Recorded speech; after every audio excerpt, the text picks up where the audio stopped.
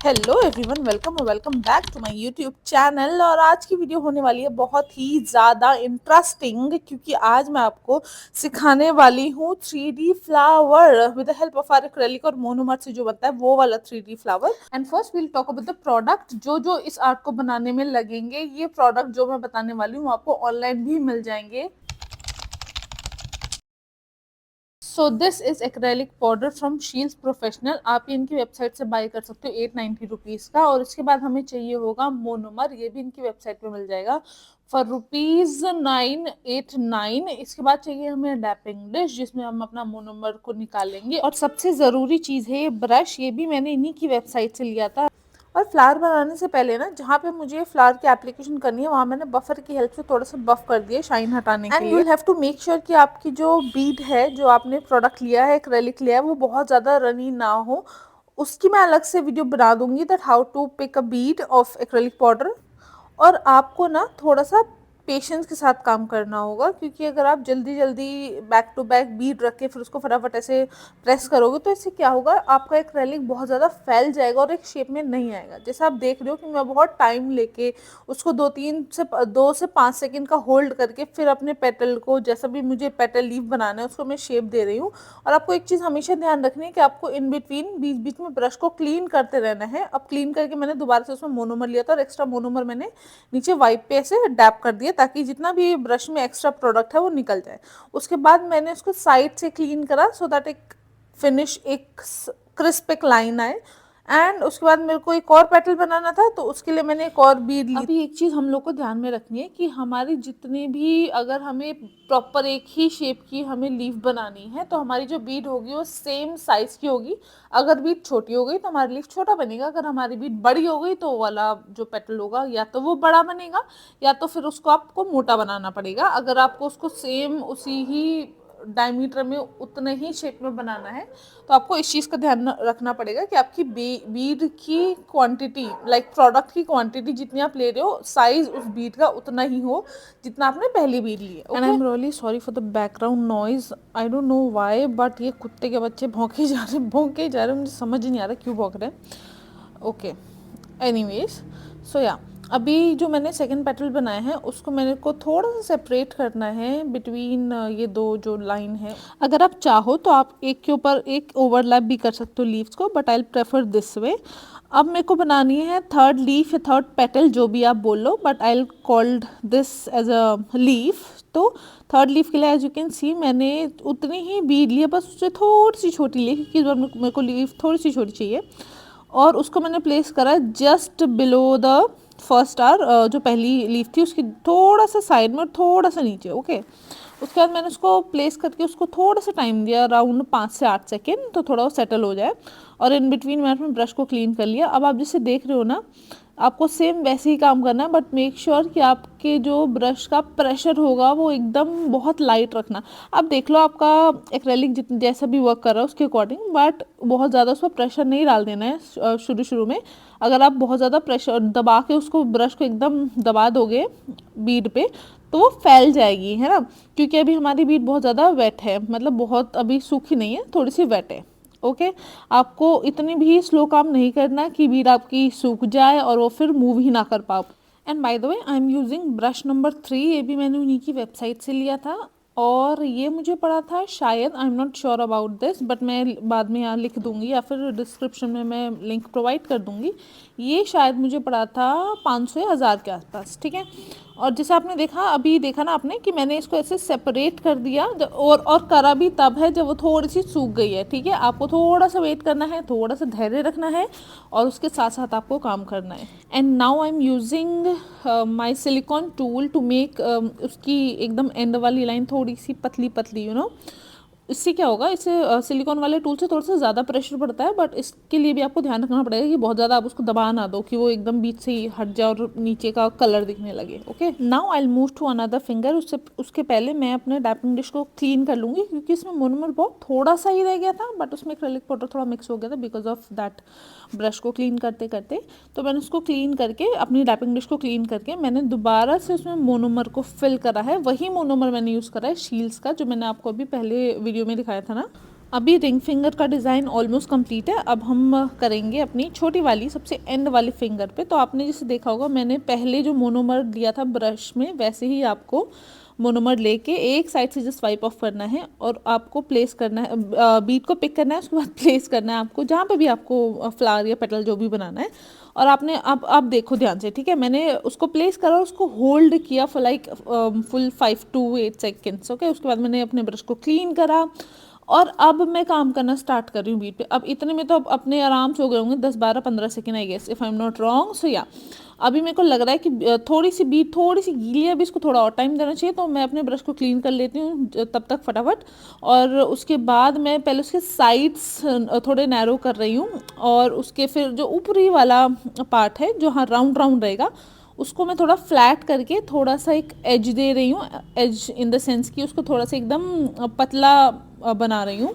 भाई पहले सुनो, अभी ना आप एक चीज़ दिमाग में बैठा लो कि अगर आपने आज तक की कभी प्रैक्टिस नहीं करी है और आप सोच रहे हो कि फर्स्ट टाइम में ही एकदम अच्छा सा कुछ रोज़ बन जाएगा, तो ऐसा नहीं होगा। It will take time, lot of practice, lot of hard work. But या अगर आप टाइम टू टाइम प्रैक्टिस करते रहोगे ना, तो डेफिनेटली आपको ये चीज़ें बहुत ही इजी लगने लगेंगी एक टाइम पे जाके। जैसे आपने देखा ना कि कैसे मैंने एक ही बार में बीड उठा ली, पर वो बीड थोड़ी सी छोटी थी तो मुझे थोड़ी बड़ी बीड चाहिए, तो मैंने मोनोमर लिया और उसके बाद बड़ी बीड ली।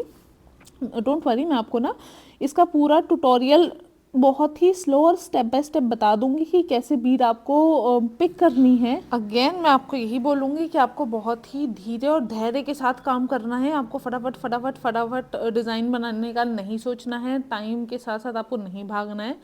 थोड़ा सा शांति से और टाइम लेके अपना लीफ या रोज या जो भी आप डिज़ाइन बना रहे हो एक्रेलिक से, वो आप बनाओ। So as you can see, मैंने जो दूसरी लीफ को या दूसरे बीड को, दूसरे पेटल को, जो भी आप बोलो, प्लेस करा है, उसको मैं जब शेप दे रही हूँ, तो आप एक चीज़ नोटिस करोगे कि जो ब्रश का एकदम टॉप वाला पार्ट है, मैं उसी से इसको काम कर रही हूँ, उससे उसकी लाइनें बना रही हूँ। बट जब मुझे इसको फैलाना है थोड़ा सा, तब मैं ब्रश की बॉडी यूज़ कर रही हूँ, ब्रश के जो आगे के ब्रिसल्स हैं उसकी बॉडी यूज़ कर रही हूँ। बट जब मुझे एकदम एज दिखाना है, तब मैं इसके ब्रश का एकदम टॉप यूज़ कर रही हूँ। और मैं ना वो राउंड वाले फ्लावर्स बहुत कम बनाती हूँ, मुझे ऐसे पॉइंटी पॉइंटी ऐसे फूल और ये सब डिज़ाइन पसंद है, तो मैं यही वाला ज़्यादा प्रेफर करती हूँ। बट आप चाहो तो आप ऐसे गोल वाला भी बना सकते हो, ज़रूरी नहीं है कि आपको भी ऐसे एज में एकदम शार्प एंड देना है, ऐसा ज़रूरी नहीं है। जैसे आपको अच्छा लगे, जैसे आपके क्लाइंट को अच्छा लगे, वैसे आप फ्लावर बना सकते हो। बट मेक श्योर कि आप एकदम फिनिशिंग अच्छे से। अभी जो तीसरी बीड है, मैं उसको थोड़ी छोटे साइज़ में लूँगी, क्योंकि मुझे इस बार का जो साइड का एकदम होगा ना पेटल, वो मुझे थोड़ा सा छोटा चाहिए, क्योंकि वो एज पड़ता है नेल का। और एज में अगर बहुत ब्रॉड या बहुत ऐसे लंबा डिज़ाइन बनाएंगे तो इट वोंट लुक गुड, मतलब मेरे हिसाब से, ठीक है। तो मैंने बीट को प्लेस करा है और बीच बीच में अपने ब्रश को बहुत अच्छे से क्लीन करी हूँ। अगर आप ब्रश को क्लीन नहीं करोगे तो आपके ब्रश में एक्रेलिक सूख के ब्रश पूरा ख़राब हो जाएगा।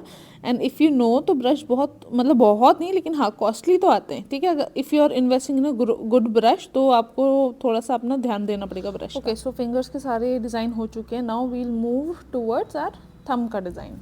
अभी थम के लिए ना मैं ऊपर छोटे छोटे 2 फ्लावर्स बनाऊंगी। उसके लिए ऑब्वियसली हमें बीट थोड़ी छोटी लेनी पड़ेगी और काम उतना ही हमें थोड़ा प्रिसाइजली करना पड़ेगा, क्योंकि बीट छोटी है। अभी आपको एक चीज़ थोड़ी सी ना ध्यान में रखनी पड़ेगी कि आपने जैसे अप्लाई करा एक बीड नेल पे, उसके बाद आप ब्रश को क्लीन कर लो, ठीक है। उसके बाद आप दोबारा वर्क करो। और जस्ट इन केस अगर आपको लग रहा है कि ब्रश में थोड़ा सा एक्रेलिक फंस गया है कुछ भी, तो आप उसको पहले मोनोमर, जो अपना डैपिंग डिश में मोनोमर है, उसमें डिप करो, फिर क्लीन करो, फिर थोड़ा डिप करके एक साइड से उसको थोड़ा वाइप ऑफ करके फिर वर्क करो। सी, छोटे डिज़ाइन और छोटे flower banana is quite easy, मुझे ऐसा लगता है। बट उसमें थोड़ा सा ये ध्यान देना पड़ता है कि उसका शेप अच्छा बने, क्योंकि बड़े पेटल या बड़े फ्लावर में, बड़े लीफ में क्या होता है, हम कैसे भी उसको मोड़ के कहीं से भी घुमा के बना सकते हैं। बट छोटे लीफ में हम इतना ज़्यादा नहीं कर सकते, तो हमें बहुत ही ये चीज़ ध्यान रखनी पड़ेगी कि उसका shape proper neat and clean आए। बट छोटा design is not that difficult बनाने के लिए। अभी मैं सेम ब्रश को वैसे ही यूज़ करूँगी जैसे मैंने बड़े वाले लीफ के लिए यूज़ करा। बट इस टाइम में आप अगर ध्यान दोगे तो इस टाइम मैं ना ब्रश की जो टिप है एकदम एंड वाला, ऊपर टॉप वाला, वो वाला पार्ट में ज़्यादा यूज़ कर रही हूँ। Now again I will take one more bead, एक और पेटल, क्योंकि मुझे बनाना है। मैंने पहले मोनोमर में डिप करा, एक्रेलिक की बीड मैंने पिक करी और उसको प्लेस कर दिया जस्ट उसके साइड में, जो हमारी पहली लीफ बनी थी उसके साइड में। और वेट करा फॉर लाइक 5 to 8 सेकेंड। आपको हर लीफ में, हर पेटल में, हर डिज़ाइन में आपको वेट करना है। यू नीड टू बी थोड़ा सा पेशेंस के साथ काम करना है। ओके, अभी ये मैंने प्लेस करा। अब मैं पहले ये देखूंगी कितना रनी है प्रोडक्ट। अगर प्रोडक्ट बहुत ज़्यादा फैल रहा है तो मैं थोड़ी देर और रुकूंगी। अगर वो इजीली डिज़ाइन बन रहा है तो मैं इसको अच्छे से, जो भी मुझे डिज़ाइन बनाना है वो बनाऊंगी।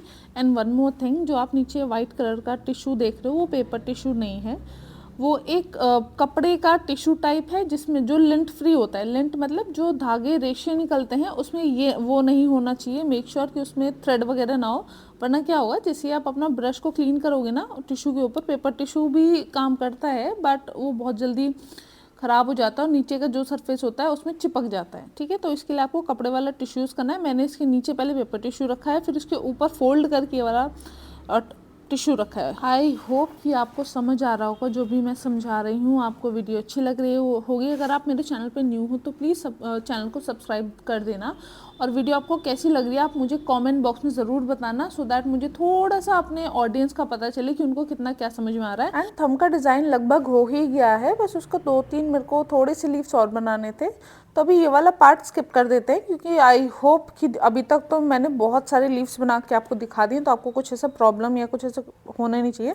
बट स्टिल अगर आपको कोई प्रॉब्लम है तो आप मुझे कमेंट बॉक्स में बताना ज़रूर। मैं नेक्स्ट वीडियो उसी पे फिर डिस्कशन अगर आपको चाहिए तो उसी पे डिस्कस करके हम जो भी टॉपिक आपको क्लियर करना होगा हम वो कर लेंगे। And yes, this is my favourite like combination, rose gold की लाइनें और न्यूड का बेस और उसके ऊपर cat eye and 3D flower. And now I am using these teeny tiny golden beads. जो मैंने डिज़ाइन बनाया उसके बीच बीच में कहीं कहीं लगाने के लिए बहुत सुंदर, बहुत प्रिटी लगेगा। और उसके लिए मैं यूज़ कर रही हूँ राइनस्टोन जेल। ये TPNA का है, कोई से भी ब्रांड का राइनस्टोन जेल यूज़ कर सकते हो। ये भी आपको शील्स की वेबसाइट पर मिल जाएगा। एंड येस, शील्स की वेबसाइट का लिंक मैं आपको प्रोवाइड कर रही हूँ डिस्क्रिप्शन में, तो आप वहाँ से जाके चेक कर सकते हो। एंड राइनस्टोन जेल या राइनस्टोन ग्लू को मैं अप्लाई कर रही हूँ with the help of toothpick. ये जो हमारी नॉर्मल वुड की टूथपिक आती है उससे, या फिर आप कोई सा भी ब्रश यूज़ कर सकते हो, या फिर आप डॉटिंग टूल भी यूज़ कर सकते हो। बट डॉटिंग टूल बहुत ज़्यादा बड़ा हो जाता है, इसलिए मैं अपनी टूथपिक यूज़ कर रही हूँ। पहले मैंने अप्लाई करा था राइनस्टोन जेल, उसके बाद मैं उसी टूथपिक से ले रही हूँ जो टीनी टाइनी सी गोल्डन बीड्स है हमारी, और उसको अप्लाई कर रही हूँ जहाँ पे मैंने जेल लगाया। आप ना एक चीज़ नोटिस करना कि अगर आपका राइनस्टोन जेल या राइनस्टोन ग्लू अगर आपको बहुत ज़्यादा रनी है तो आप 1 बाय 1 करके करना। लाइक एक में आपने अप्लाई करा, फिर उसको क्योर करवा लिया, फिर आपने दूसरे में अप्लाई करा, फिर उसको क्योर करवा लिया। बट ये TPNA का जो राइनस्टोन ग्लू है ये इतनी जल्दी फैलता नहीं है, इसकी कंसिस्टेंसी बहुत ज़्यादा रनी नहीं है, तो मैं 1 बाय 1 करके नहीं, मैं सब में एक साथ लगा दूंगी और फिर एक साथ ही क्योर करवा लूँगी। बट अगर आप बिगनर हो या फिर आपकी एप्लीकेशन थोड़ी सी स्लो है तो आप 1 बाय 1 करके भी लगा सकते हो, कोई इतना बड़ा इशू है नहीं। और इसको आपको क्योर करवाना है नेल लैम्प में फॉर लाइक फुल 60 या 90 सेकेंड, डिपेंड्स कि आपके पास कितने वॉट का लैम्प है, कितने उसमें बल्ब हैं वगैरह वगैरह। अगर आप मैंने जो यूज़ करा 42 वॉट का लैम्प है, उसमें मैंने इसको क्योर करवाया था 90 सेकेंड तक। फिर ब्रांड भी आप डिपेंड करते हैं कौन से ब्रांड का प्रोडक्ट यूज़ कर रहे हो, वो खुद ही बोलते हैं कि मतलब लाइक मेंशन होता है एवरीथिंग, आपको सब कुछ लेबल पे उधर मेंशन मिलेगा। अगर नहीं भी मेंशन है तो आप फुल 120 सेकेंड तक क्योर करवा सकते हो। एंड अभी से ये देखो डिज़ाइन कितना सुंदर लग रहा है। अभी तो मैंने इस पर टॉप कोट भी नहीं लगाया है, अभी इसको मैं टॉप कोट लगा के फिर आप देखना कितना प्रिटी और कितना खूबसूरत लगेगा ये डिज़ाइन। बट या अभी मैं उसको दोबारा से मैंने इसको क्योर करवाया, मैं दोबारा उस पर ना एक बहुत ही पतली लेयर लगा रही हूँ अपने जो राइनस्टोन के ग्लू था उसकी, सो दैट अच्छे से सील हो जाए और कहीं से कहीं तक निकले ना। Now it's time to apply top coat, और टॉप कोट मैं यूज़ कर रही हूँ शील्स का, और ये इस रेंज का सबसे बेस्ट टॉप कोट लगता है मुझे। इसकी शाइन अच्छी होती है, इस पे स्टेन जल्दी नहीं आता है और फिनिशिंग बहुत बहुत अच्छी आती है। देखो टॉप कोट जो है ना वो सिर्फ आपको नेल्स पे लगाना है, बट मैं अपने फ्लावर पे भी लगा रही हूँ। आपको नहीं लगाना है, मैं लगा रही हूँ क्योंकि मेरे को बहुत ज़्यादा ऐसे काम होता है जिसमें स्टेन वगैरह आने के चांसेस होते हैं, इसीलिए मैं अपने फ्लावर पे टॉप कोट लगा रही हूँ, सो दैट वो थोड़ा सा सिक्योर रहे, उस पर स्टेन वगैरह ना लगे। बट आप इसको टोटली अवॉइड कर सकते हो, बट अगर आप भी चाहते हो स्टेन से थोड़ा बचे हो तो बहुत बहुत बहुत ही पतली लेयर आपको लगानी है उसके डिज़ाइन के ऊपर। एंड अगेन इसको क्योर करवा देना है फॉर फुल 120 सेकेंड, 2 मिनट तक पूरा क्योर करवाना है इसको। And finally my nails are ready to shine and glow. आप मुझे ज़रूर बताना यार कि आपको कैसी वीडियो लगी, बहुत मेहनत लगी इस वीडियो को बनाने में ऑनेस्टली। और हम आपको मिलते हैं अपनी अगली वीडियो में, till then keep learning, bye bye.